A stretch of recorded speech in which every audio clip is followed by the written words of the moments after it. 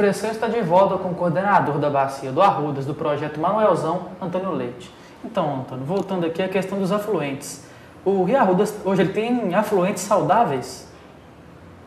Não, nenhum. Bom, se bem que eu posso estar exagerando. Você tem situações em que os afluentes eles foram interceptados. Quer dizer o seguinte, você pega, como por exemplo, um afluente, o Córrego do Leitão, né? Ele nasce ali acima da barragem Santa Lúcia, né?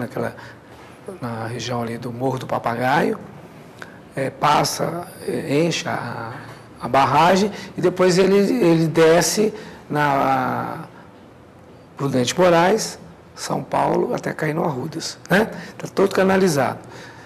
Mas todo o esgoto produzido nessa bacia já está sendo coletado, porque foram construídos a margem direita e a margem esquerda interceptores que levam esse esgoto para o interceptor na margem direita do Arrudas, que chega na ET Arrudas, lá no final da Avenida dos Andradas. Então, a água que sai ali da barragem Santa Lúcia e vai para o Arrudas é uma água que não recebe esgoto. Então, eu poderia dizer para você que, sob esse ponto de vista da qualidade da água, é uma água de boa qualidade. O problema é que nós estamos falando de rio, e aquilo não é mais um rio, aquilo é um canal cimentado, onde você não tem vida, não tem vegetação, não tem os peixes, os peixinhos, não tem os plânctons, os bentos, né?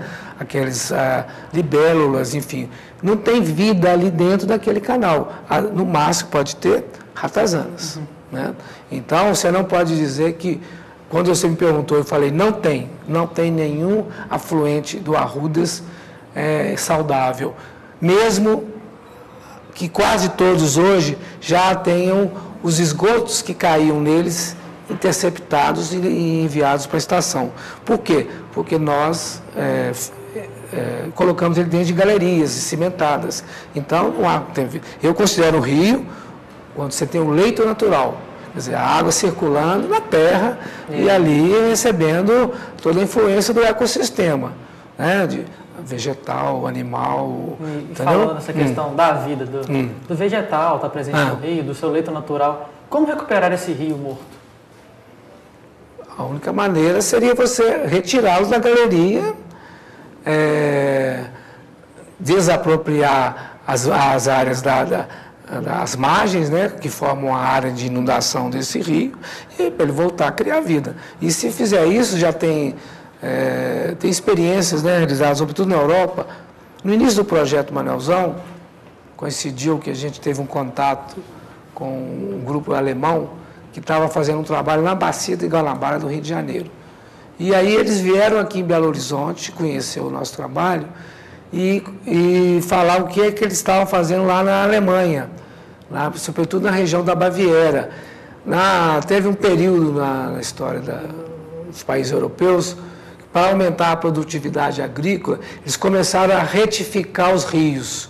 Porque o rio é formado por meandros, né? Parece uma serpente, assim. E, então, para aumentar a área agricultável, o que eles fizeram? Eles retificaram, fizeram um canal para aquele rio passar ali e você ter terras do lado direito e esquerdo, mais terra para plantar. Só que o que aconteceu? Que você teve um impacto tão grande no ecossistema que a vegetação natural, sobretudo a fauna, ela praticamente acabou. Então, eles a partir dos anos 90, eles reiniciaram um processo de revitalização. Então, o que quiser, eles rebentaram aqueles canais e o rio, naturalmente, com o passar do tempo, foi recuperando os meandros, com isso voltou a vegetação, voltou a fauna. Então, entendeu? Você me perguntou, o que foi? Agora, isso nós estamos falando em áreas agricultáveis. Estamos falando não numa metrópole de cimento e asfalto e prédios. Não sei, aqui não vejo, pelo menos nessas próximas gerações, se a gente vai fazer um negócio desse. Esse ano mesmo, em maio, teve um seminário aqui em Belo Horizonte, que a gente trouxe várias experiências do mundo, e uma que mais chamou a atenção foi a da Coreia do Sul, na capital Seul. Que abriram o rio. Exatamente, é o Cheonggyecheon, o rio era como é o Arrudas hoje. Só que eles fizeram uma via com viaduto passando em cima. Eles fizeram a ousadia de derrubar tudo isso e transformar o rio em leito. Dando contato com a população. Exatamente. Hoje a população frequenta lá, com um lugar de lazer. Mas depois foi uma decisão política difícil, né? Mas, por exemplo, o engenheiro deles que esteve aqui, fez a apresentação, diz que, à medida que a população foi percebendo a importância disso, foi aderindo, e aí os transtornos que uma obra dessa dá, você imagina, no trânsito, você de repente, os carros não podem passar na beira do Arrudas, como é que faz? Não passa ali na Andrade, na Contorno, na Teresa Cristina, então foram abrindo caminhos alternativos, as pessoas foram se adaptando. Não é uma questão, nós estamos falando de uma coisa que aconteceu num outro contexto, em outro país, né? Outra maneira de ver as coisas. Em Belo Horizonte, nesse momento, a administração atual, a população em geral, ela não vê isso.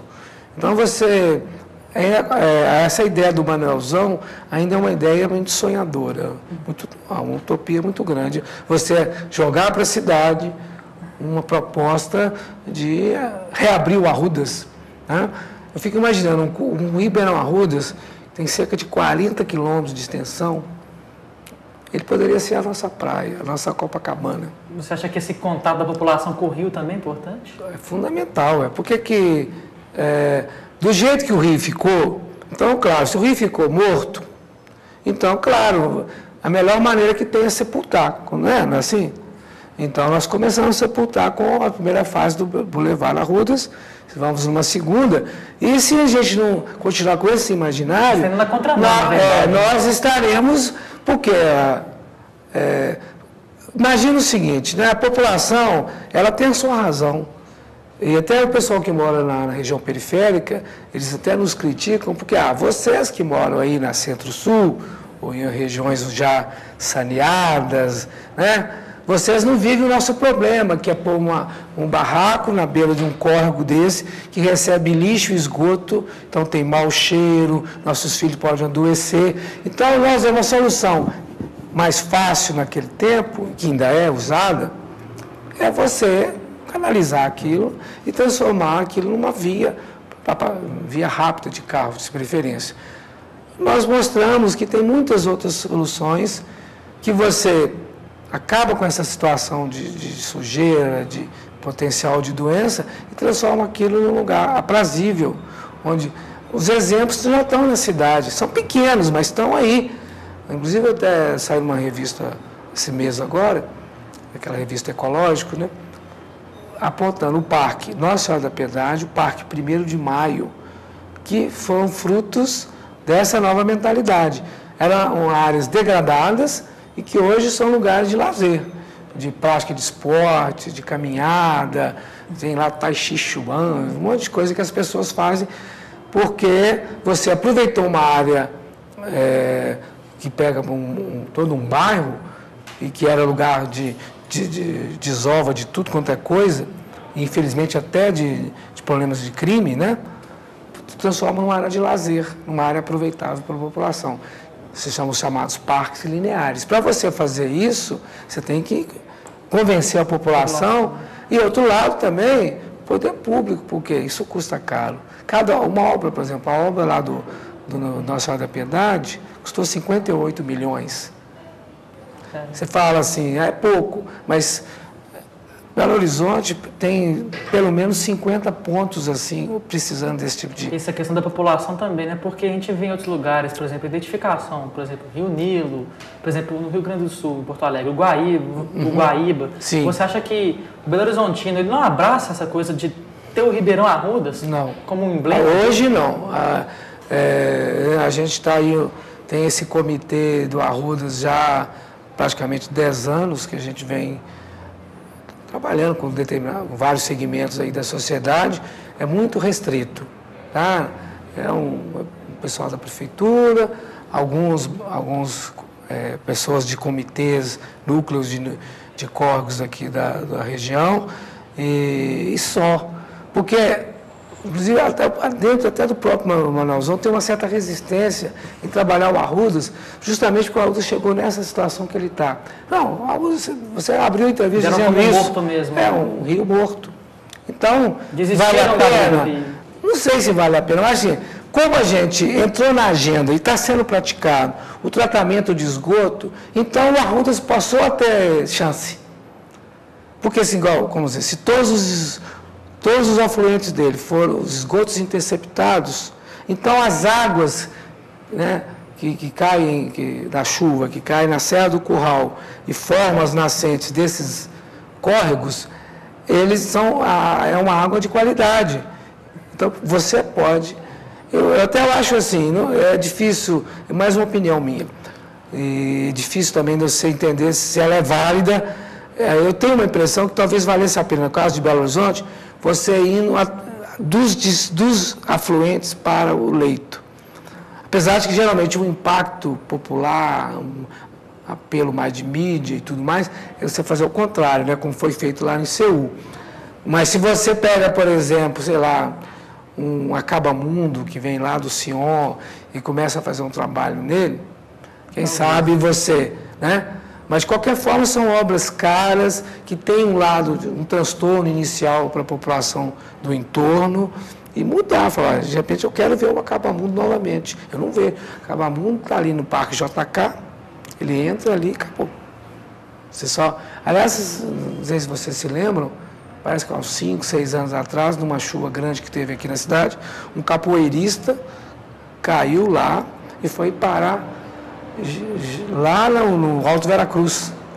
Ele nadou, navegou por mais de 6 quilômetros e salvou. Conseguiu ficar vivo. Conseguiu ficar vivo, um milagre, né? Mas assim, ele passou por todas as galerias. Então, ele conheceu a Acabamundo. Que ninguém conhece. Ninguém nem poderia, nem deve se conhecer, né? Certo. Professor, é o seguinte, para terminar, queria que você dissesse se você tem esperança em relação ao Ribeirão Arrudas.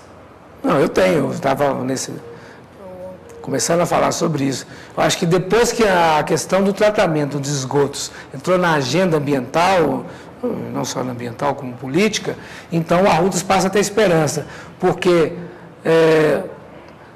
todos os seus afluentes agora estão no caminho de não receber mais esgoto e lixo. Então, com isso, a água que vai chegar no Arrudas é uma água de qualidade. Aí você pode trabalhar o imaginário da população para que, pelo menos, acho que, vindo lá da estação para a região central, você abrir no rio e ele passar a ter vida. Mas essa é a minha esperança. Certo, professor. Muito obrigado pela presença. Vamos às ordens.